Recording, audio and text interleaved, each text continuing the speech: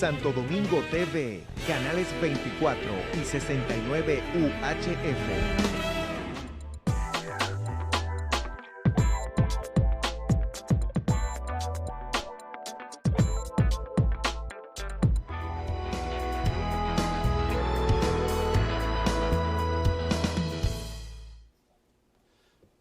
Muy buenos días, amigos televidentes. Buenos días. Qué bien, estamos de nuevo con ustedes en esta entrega más de Sentido Común.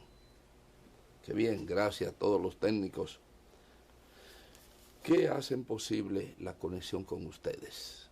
Qué bien. Y qué bien que tenemos temas importantes para compartir con ustedes. Uno de los temas importantes que hacen posible nuestro interés de compartir con ustedes está basado en una línea. La línea fundamental de la alimentación, y obviamente estoy hablando de la agropecuaria nacional. Hay una información muy importante que sugiere las dificultades de los productos alimenticios y sin duda alguna pues se plantea la carestía de los insumos internacionales. Nadie puede negar eso. Pero ante la situación que vivimos, que está avisada, hay que innovar. ¿Y de qué manera se innova? Podríamos decirles a ustedes que hace un tiempo aquí hubo una combinación de escasez. Escaseó el plátano, que es un producto prácticamente divino para la cultura alimentaria dominicana, y al mismo tiempo también escaseó la harina contra el pan, pero hubo una innovación en el hábito alimentario y fue la inducción a la papa. Todavía para esa época la papa era un producto de cierto lujo, era un producto que no era de consumo masivo, y los líderes de entonces tuvieron la visión de inducir la papa como sustituto del plátano y el pan, etc. Eso indudablemente pues es una innovación en la cultura alimentaria. Hoy la papa es un producto totalmente de consumo masivo que no falta en ninguno de los hogares dominicanos. Antes la papa se utilizaba en sopa, fundamentalmente para los enfermos. Hoy no.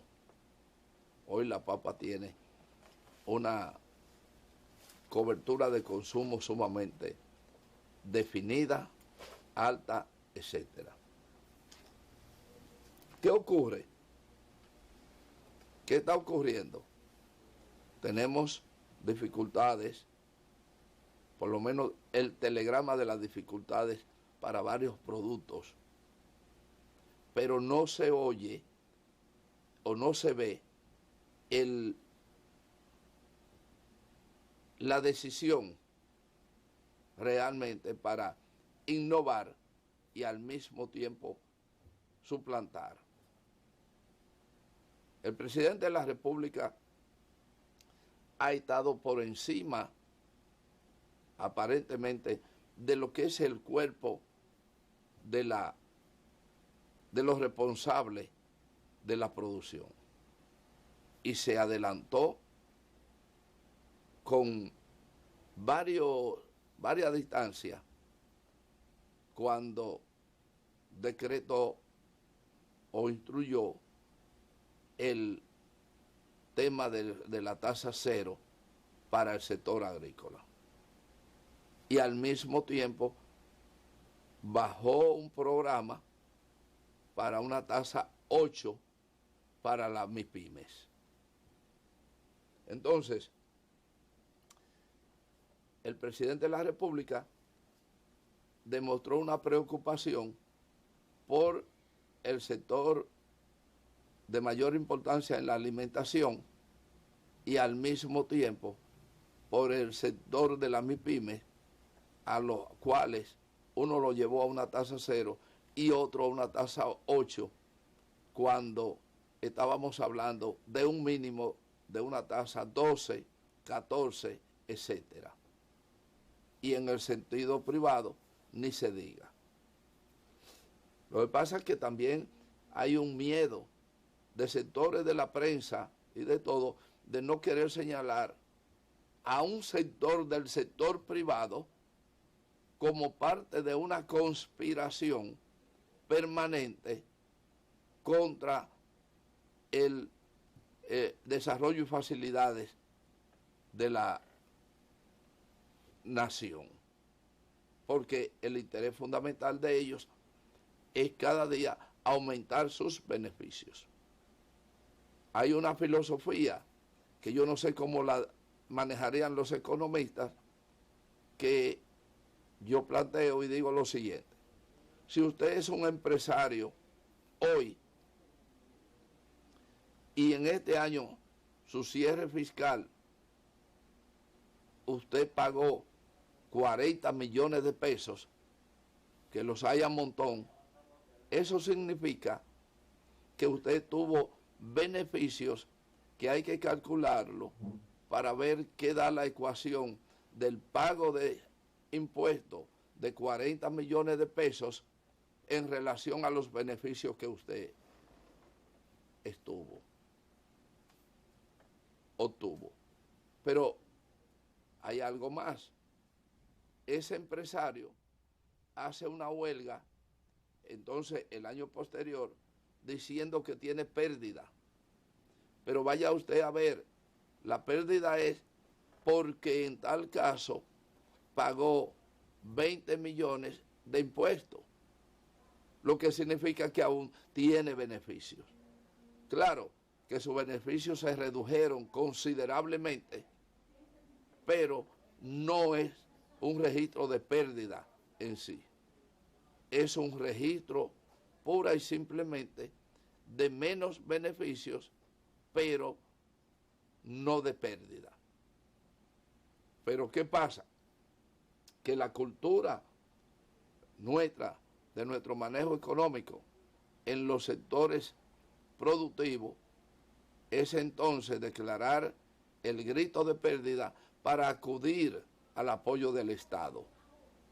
Encima de que en este año dejaron de ganar una cantidad determinada, pero sin entrar ni por asomo a las proximidades de pérdida, hacen reclamo al Estado, que muchas veces genufleso, pues le acredita una cantidad en perjuicio del consumidor, porque ellos no lo registran como un aporte del Estado y simplemente lo que hacen es crecer sus expectativas en términos de la ganancia relativa del año pasado.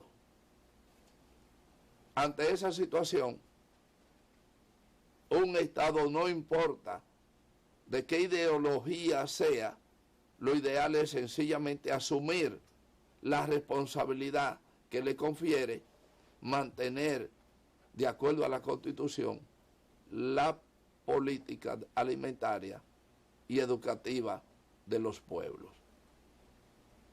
Pero el Estado no puede dejar, no se puede descuidar a que el sector privado haga lo que quiera, pura y simplemente. Si bien es cierto que en los últimos tiempos el Estado ha sido flexible con el sector privado en una necesidad real de crecimiento, el Estado tiene que establecer un espacio importante para proteger a la población. ¿De qué manera, por ejemplo, se habla de la escasez de un producto? Sí, hay una escasez lógica que también hay que decírselo al consumidor, y es que, por ejemplo, el plátano tiene una época de escasez, y no es porque hacen ningún tipo de manipulación ni de error, es porque el clima en un momento determinado, que comienza más o menos entre noviembre hasta enero, reduce la producción. En ese espacio, el plátano es menos, merma la cantidad, tamaño, etcétera. Entonces, eso se registra como una escasez manipulada. No, es una escasez natural, pero eso se sabe perfectamente, y nunca se toman medidas en ese sentido. ¿Qué medidas deben tomarse? Habría que estudiar. Son 3 meses aproximadamente de este fenómeno. Entonces vamos a ver si entre la ignoración de un tiempo escalonado, por un lado, más el cambio o inducir a cambio por el otro, y algunos incentivos por otro, pues hacen un equilibrio ante esta situación y no permite llegar a crisis. Algo que, repito, todos sabemos que en el año tenemos esos 3 meses con relación al plátano. Vamos a ver qué pasa con el pollo. Sí, hemos hablado ya del disparo de los insumos, pero hay una cosa, y se habla con una candidez extraordinaria, porque lo que importa es engañar o confundir al pueblo en muchas ocasiones, esta intención parte no generalmente del gobierno, sino parte de los propios productores inconscientes que tratan de manipular para obtener mayores beneficios en los momentos más críticos y los grandes beneficios en los momentos oportunos. Ante esta situación, el planteamiento de sentido común es precisamente que el Estado debe prepararse para suplir la falta que la naturaleza, por un lado, crea, más la costumbre, la cultura de un productor inconsciente o un comercializador inconsciente, porque muchas veces no se trata directamente del productor, sino ese personaje que existe, que le llaman intermediario.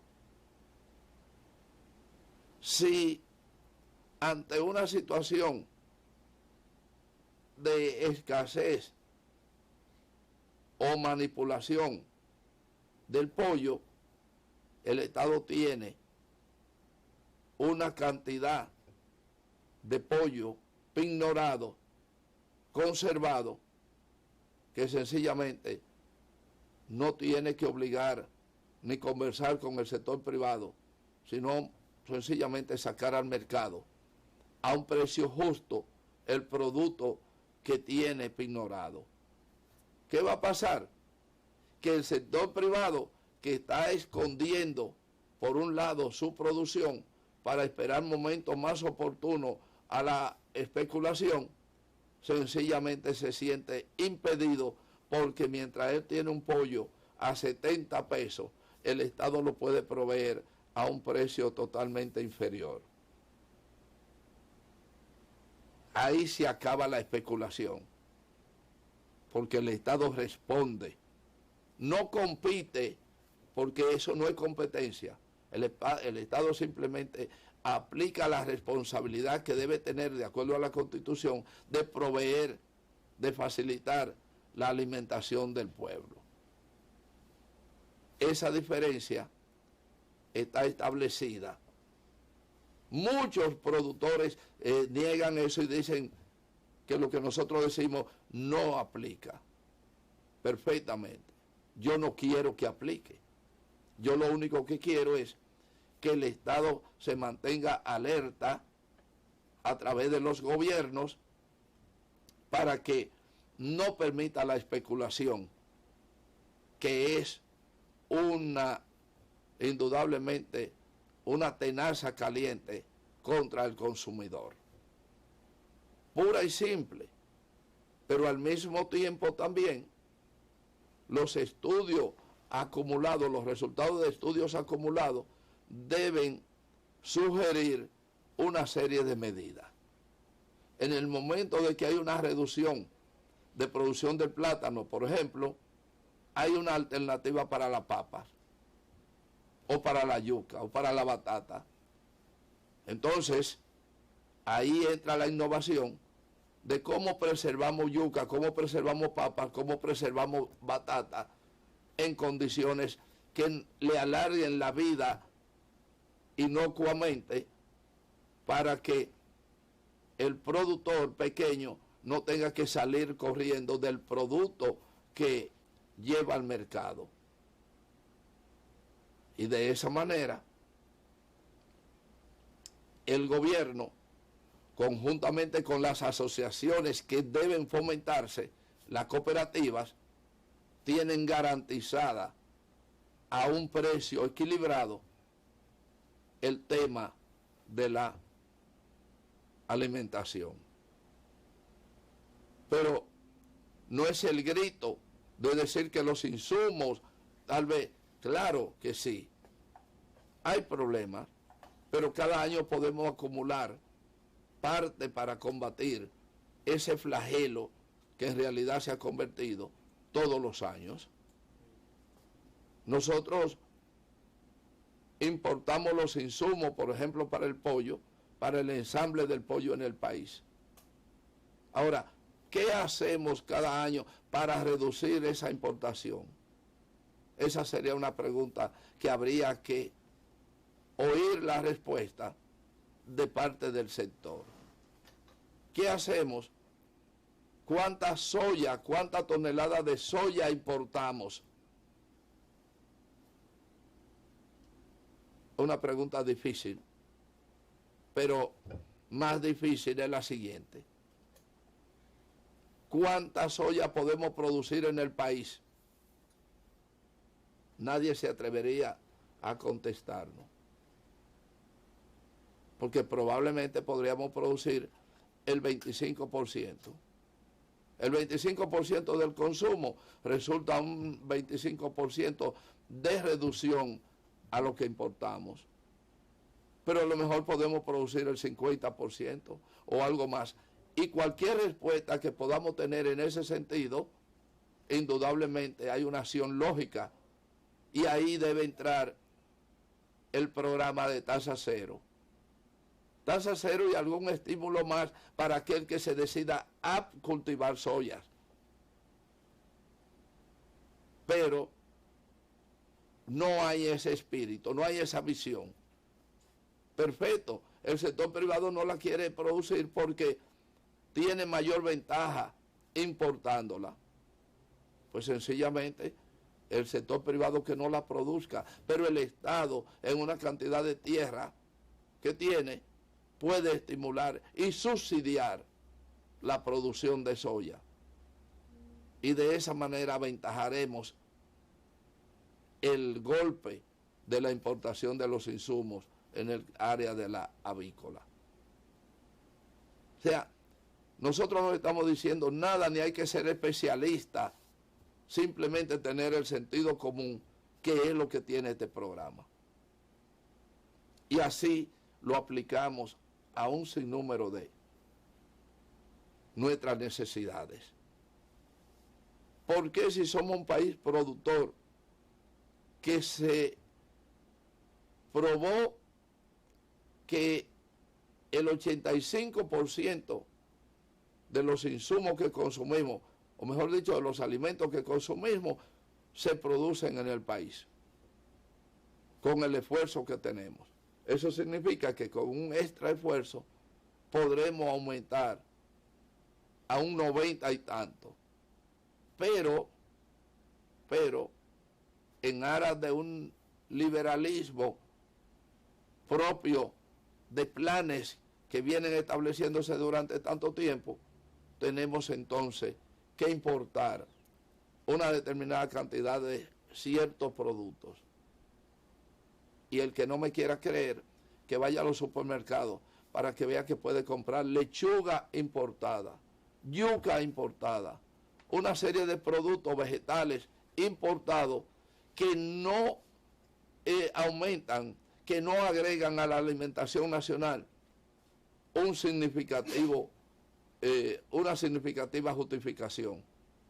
Porque lo que podríamos hacer es, en vez de importar esos productos, es incentivar la producción nacional y al mismo tiempo, si es posible, dar un pequeño apoyo. Claro está, tenemos el apoyo de la tasa cero, para que en vez de traer lechuga empacada de otro lado, la podemos producir en el país. Y que no me vengan hablando de la calidad y todo eso. Claro que puede haber una diferencia en el empaque y todo eso, pero si vivimos en una emergencia, podemos entonces acostumbrarnos a no comer lechuga, porque la tenemos aquí. Si es diferente, no importa. Hay un arroz que es diferente al nuestro, que viene de Vietnam, o que viene de Argentina, o que viene de Brasil, de donde sea. Pero no es notoria la diferencia, porque además la gente a veces piensa que el arroz es una virtud que llega, que es el principal producto del consumo de nuestra alimentación. Pero también hay que enseñarle a la gente que el arroz se hace. El arroz es un producto agroindustrial. La calidad del arroz se la da el procesamiento industrial. Y nada más. Mientras tanto, pausamos y retornaremos en breve con más contenido en sentido común.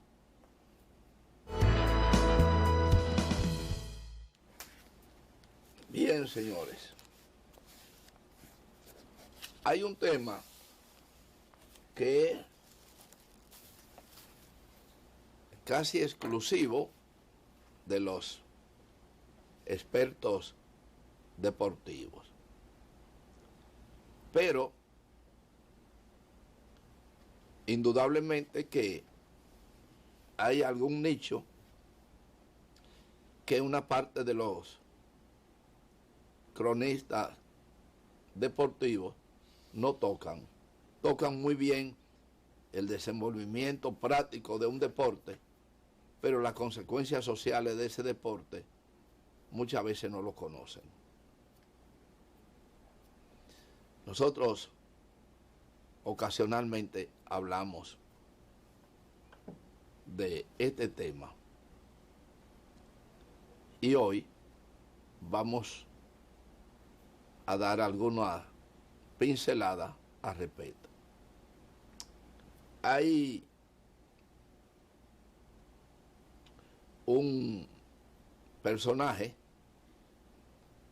que perteneció en el pasado al equipo de béisbol del país de manera emblemática, que hoy está planteando algo que hace mucho tiempo se ha estado planteando, pero en el caso de que él lo plantee, le da una mayor fuerza a su planteamiento. Pablo Neftalí Cruz, un infielder de los Tigres del Licey, una gloria del béisbol, pues está planteando de que el Estado construya estadios de béisbol para los niños. Y tenemos una certeza. Pablo Neftalí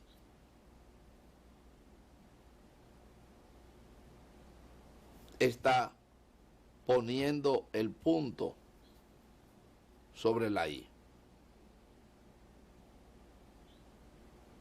Miren, señores,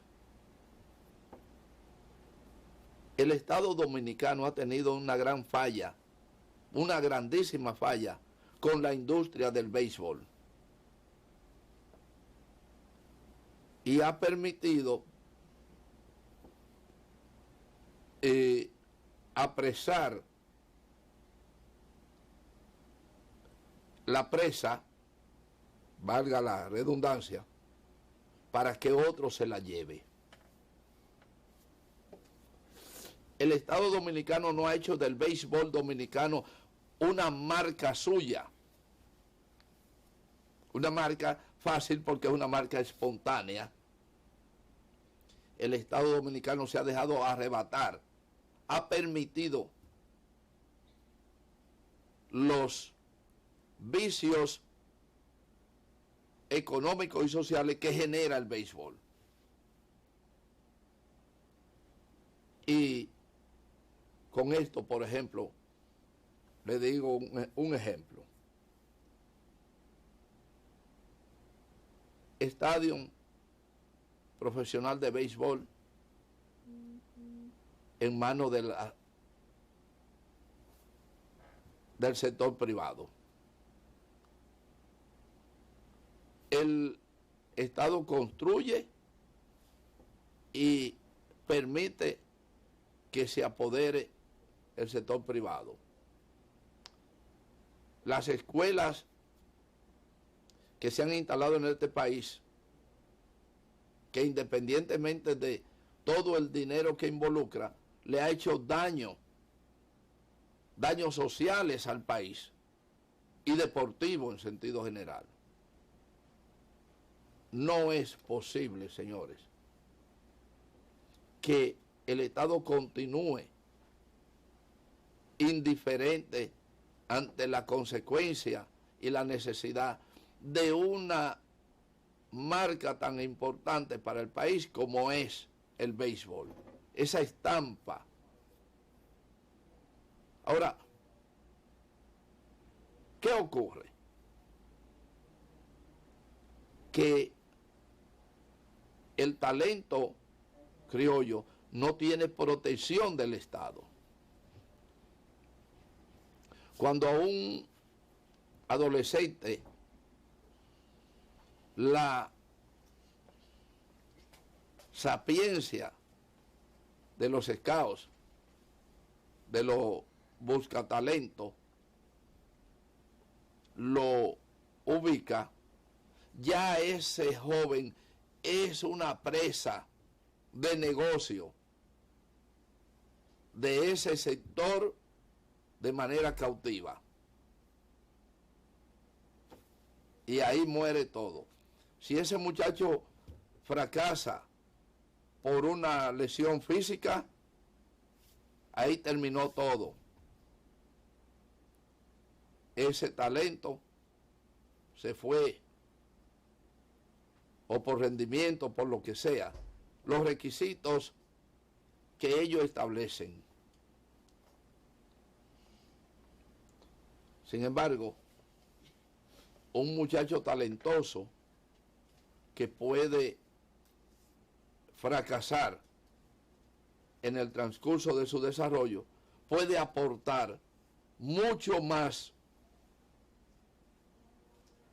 en el mundo deportivo, específicamente en el que se intentó desarrollar, y no lanzarlo a la frustración de otra suerte.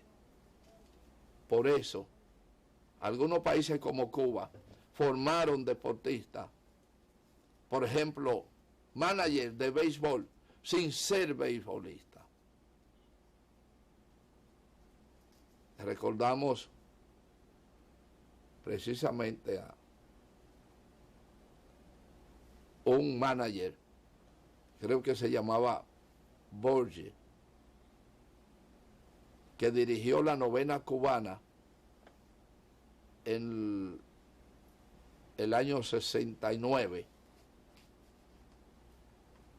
y ese muchacho tenía 19 años, 19, 20 años, no había jugado béisbol, pero era un especialista en béisbol. Y fue el manager que ganó la serie mundial en el 69, que se la ganó a los norteamericanos en territorio dominicano. Porque desarrollan el talento. Aquí no se desarrolla, el Estado no cultiva el desarrollo del pelotero dominicano, para no decir de los otros deportes. Y es una necesidad, además de construir los estadios, en este caso para la práctica de los niños, que puede ser en las escuelas, puede ser en algún lugar donde haya el acceso permanente y el debido manejo, para que los centros deportivos no se conviertan en garitos y otra cosa más. Entonces, es una bonita y necesaria petición de Pablo Neftalí Cruz. Es pelotero con la mayor vivencia en los Tigres del Licey. Pero es al Estado que le corresponde establecer una industria de pelotero en el país, no a las escuelas internacionales. Es al Estado. Y el Estado es quien debe vender los talentos, no los intermediarios que rechazan. Hay muchísima historia de estrellas que lo han rechazado los escuchas, lo han rechazado por pequeño, poca estatura, algún defecto, etcétera, y se han convertido en estrellas porque por algún lado se colaron. De eso tenemos varios ejemplos. Altuve es uno de esos casos, que nunca lo quisieron firmar porque era muy pequeño. Se coló por un lado y ahí está. Y hay varios dominicanos que se colaron. Está el caso de José Jiménez, una gloria que tiene en su récord un no-hitter nada menos que contra Randy Johnson. Y no era pelotero ese muchacho. Se coló, no era pelotero. Y llegó a lanzarle un no-hitter a Randy Johnson, y en el próximo juego contra el propio Randy Johnson lo blanqueó. Ese es uno de los ejemplos que puedo citar.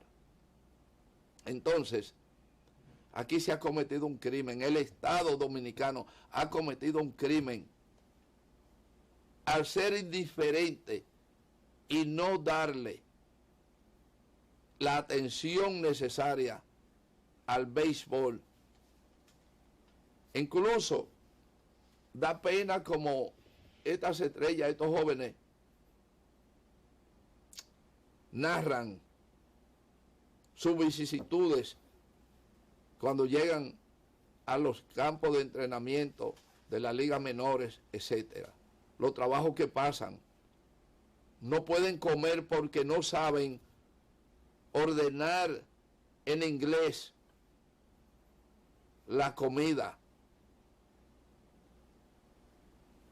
¿Y en qué puede incidir el Estado? El Estado puede incidir en lo que hacen las escuelas privadas, es enseñarle a todos esos talentos, enseñarle inglés básico para facilitarle las posibilidades y que rindan más. Un monitoreo a cada pelotero y establecer y buscar una legislación como la tienen otros países. Por ejemplo, un joven para firmar tiene que llegar a un compromiso con el Estado. Yo no sé cuál, pero debe llegar a un compromiso con el Estado, así como lo establecen las grandes ligas. Las grandes ligas establecen que para firmar un pelotero cubano, ese pelotero tiene que abdicar a Cuba. Y eso es una regla de ellos, lo han establecido. Por eso mucha gente habla, los ignorantes hablan de que Cuba no deja jugar los peloteros de ellos en grandes ligas. Es una falsedad. Lo que pasa es que el Estado cubano estableció reglas que ellos no quieren cumplir. Y ellos necesariamente para firmar un pelotero cubano, ese pelotero cubano tiene que denunciar a su gobierno y renunciar a una serie de cosas. No. Entonces, el Estado sí puede establecer. Para usted salir a jugar en Grandes Ligas tiene que establecer algún compromiso. A lo mejor es pagar el 0,000.1 al año de su contrato. A lo mejor. O a lo mejor es simplemente saberse el himno nacional y conocer las leyes básicas de los Estados Unidos para que no vaya a cometer errores allí que muchas veces lo perjudican. Algo tiene que hacer el Estado y no los gobiernos recibir a los que son estrellas a veces, porque hay algunos que ni siquiera conozco peloteros que lo han invitado y no han ido, porque además se sienten por su bajo nivel, muchos desprecian el país. Y el que no me quiera creer, en estos días salió una publicación de un pelotero estrella, un ex pelotero estrella, que dice que qué le ha hecho él a este maldito país. Así se expresa. Muy sencillo, porque está envuelto en un expediente y lo han estado hostigando por ese expediente. Si el Estado se hubiera ocupado de ese sector, esos peloteros no se metieran porque tuvieran el suficiente cultura para no meterse en líos que puedan ser cuestionados por la justicia. En algunos casos no se ligaran al bajo mundo o al menos tuvieran cierto cuidado. Pero como tienen dinero, se creen dioses, pueden hacer un sinnúmero de cosas, ignoran. Muchos de esos peloteros, señores, para que ustedes lo sepan, estrella de nuestras grandes estrellas, son cabos, sargentos, tenientes de la Policía Nacional o del Ejército. Ustedes se imaginan. Bueno, no tengo que decir por qué no. David Ortiz es miembro de es militar, y otros con rango de teniente, sargento, pero ustedes no saben por qué hay esa tendencia. ¿Por qué existe esa tendencia de un pelotero irse a ser militar, que lo hagan teniente. Y lo hacen seguido sin ningún requisito, etcétera. No confundan los jóvenes que para practicar deporte ingresaron al ejército. No es a eso que me refiero. Es a los que ya son estrellas, que vienen a una ceremonia, vienen, pran, y uno de los jefes de la Armada, no la Armada de la Marina, sino lo hacen, usted es sargento, y le dan un nombramiento. Entonces, hay que buscar esa cultura. Otros que vienen y se meten a la captura de tierra ilegal y compran ilegalmente y luego tienen problemas con la justicia. Y a otros que lo engañan como corderito, una serie de vivos, y les roban su dinero, le venden finca entre el mar, etcétera. Entonces las frustraciones gritan y lloran porque el Estado no tiene una asesoría importante para proteger a estos muchachos que de una u otra manera desarrollan el talento deportivo y demuestran y representan el país de una u otra forma, además de hacer mucho dinero. El Estado dominicano, bien claro para los analfabestias que no graben para decir ahí está atacando al gobierno. Cuando hablo del Estado no se está atacando al gobierno, es el Estado desde la era de Trujillo, del 1956, que subió el primer dominicano a Grandes Ligas, que todavía está vivo, Osvaldo Virgil, que en muchos casos le han hecho una serie de atenciones por la presión de la gente como sentido común, que ha planteado que a Osvaldo Virgil se le haga una estatua más grande que la de Fray Antón de Montesino, porque Virgil es más grande y es más patriota que Montesino. Entonces, a Virgil se le debía hacer una estatua más grande que la estatua de Montesino por la gloria, la calidad de pelotero que fue y por haber sido el primero que abrió la puerta a todo este chorro de casi 100,000 dominicanos que han llegado a las Grandes Ligas. Pero bueno, vamos a la pausa y retornaremos con otro tema en sentido común. Señor director.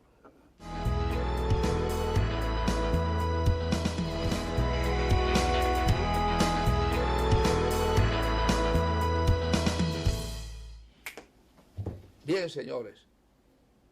Qué bien. Qué bien. Miren, hay un tema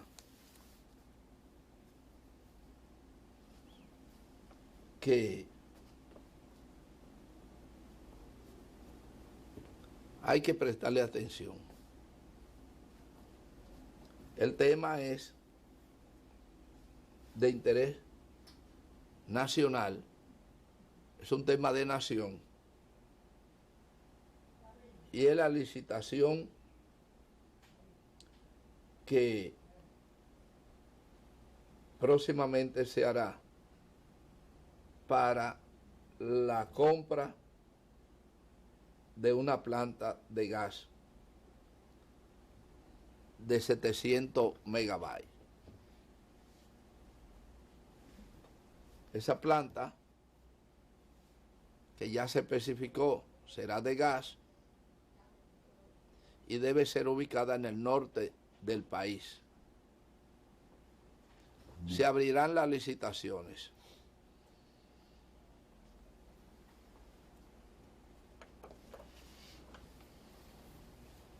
Yo no sé, y siempre estoy opinando sobre el tema de los oferentes en las licitaciones. Toda una serie de requisitos que se toman en cuenta para las licitaciones. hasta dónde son verdaderamente protectoras contra la oscuridad, para no usar la palabra que tanto la gente habla. Las licitaciones no necesariamente hacen la transparencia, no necesariamente. Las licitaciones pueden ser tan tramposas, engañosas y más corruptas que cualquier otra cuestión grado a grado. Para que se sepa.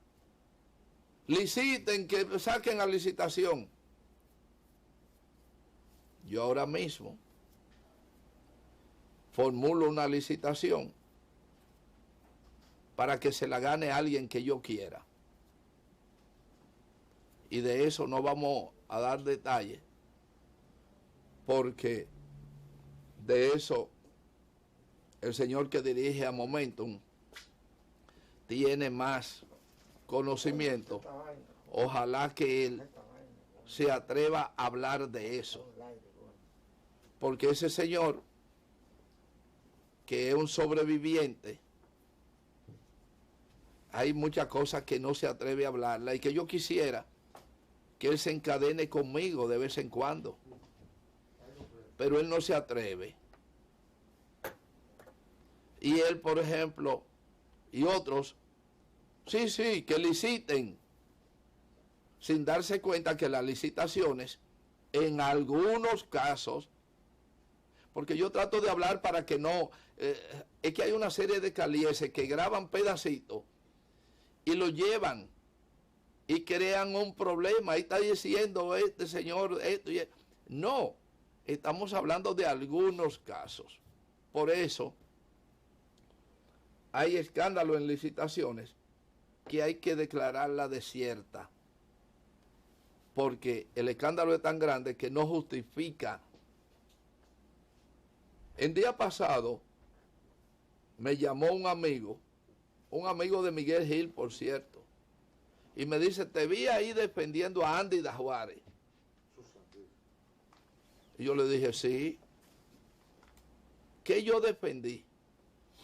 Yo defendí que Andy, de quien yo no tengo absolutamente ninguna simpatía, ni me interesa, pero Andy sometió una propuesta al Ministerio de Educación y le adjudicaron 461 millones de pesos. Increíble. 461 millones de pesos le adjudicaron a Andy. Pero cuando usted busca el desglose, entonces usted se va a dar cuenta de lo que yo estoy diciendo, de por qué las licitaciones no necesariamente son transparentes. Y no me estoy refiriendo a la licitación del Ministerio de Educación, quien solicitó a los oferentes, y una partida de esa pues la ganó Andy Dajuárez con una oferta de 18 a 26. Entonces,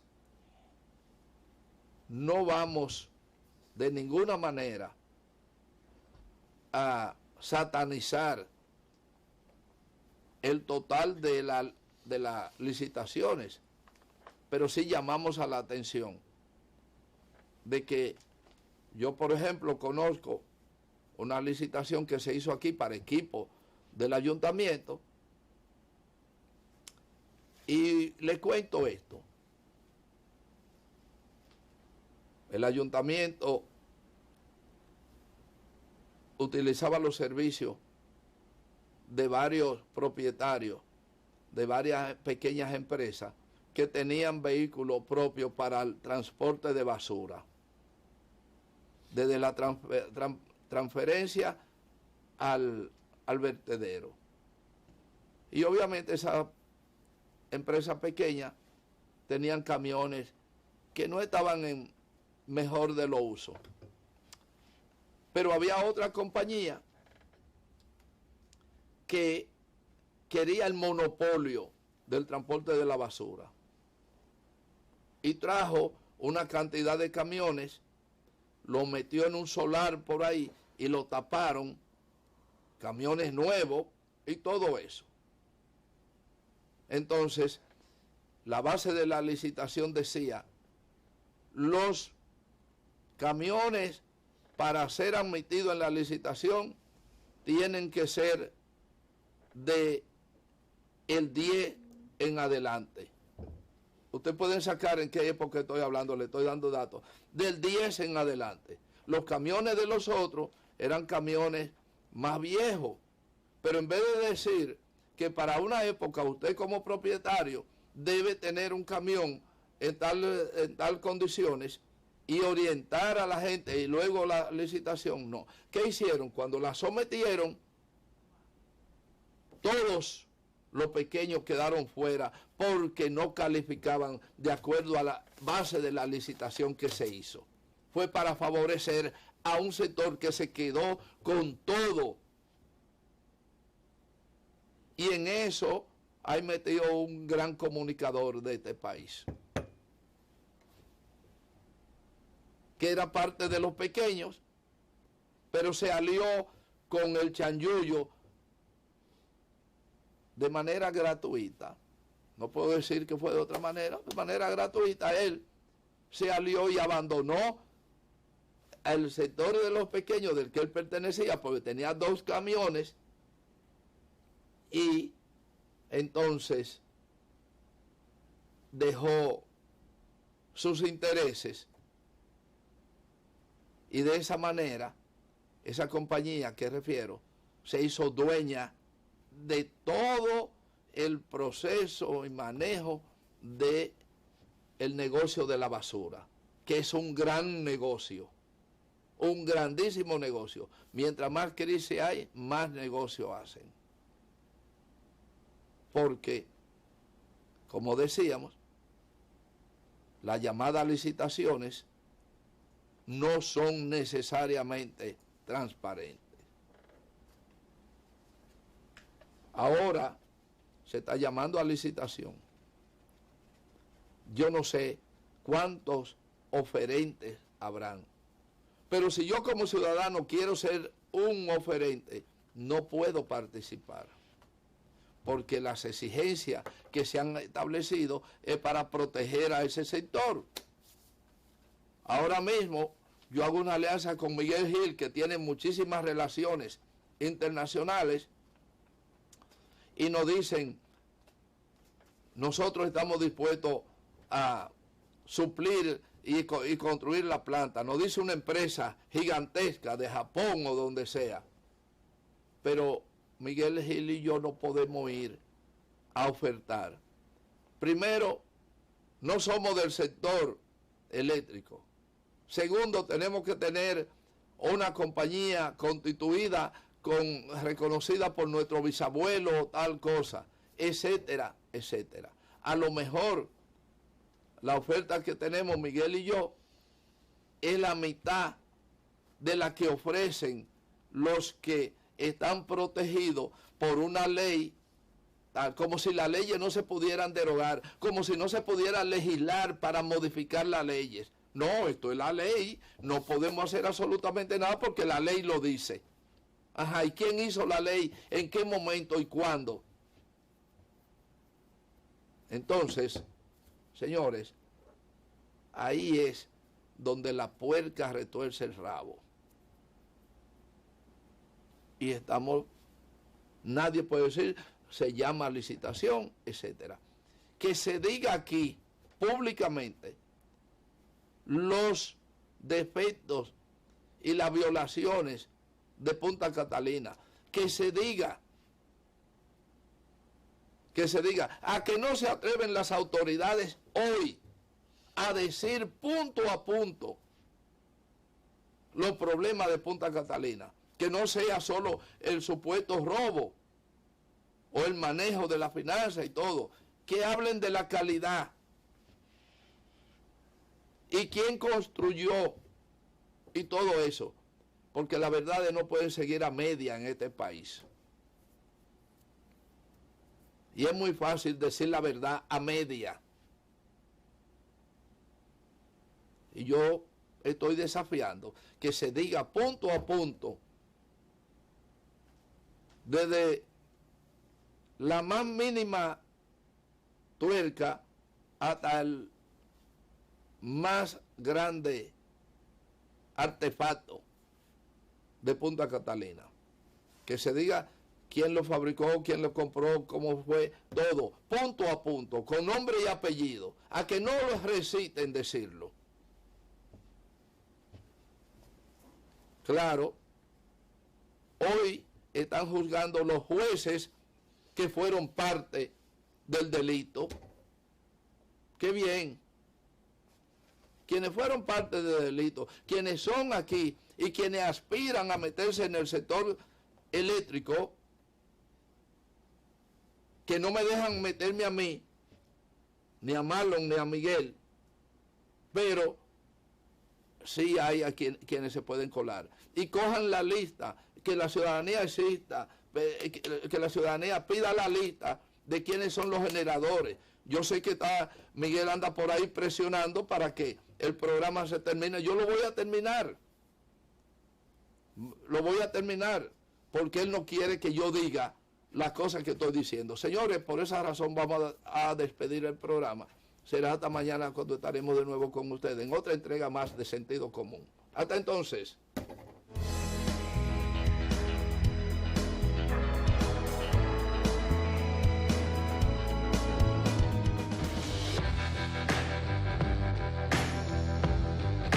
Santo Domingo TV, canales 24 y 69 UHF.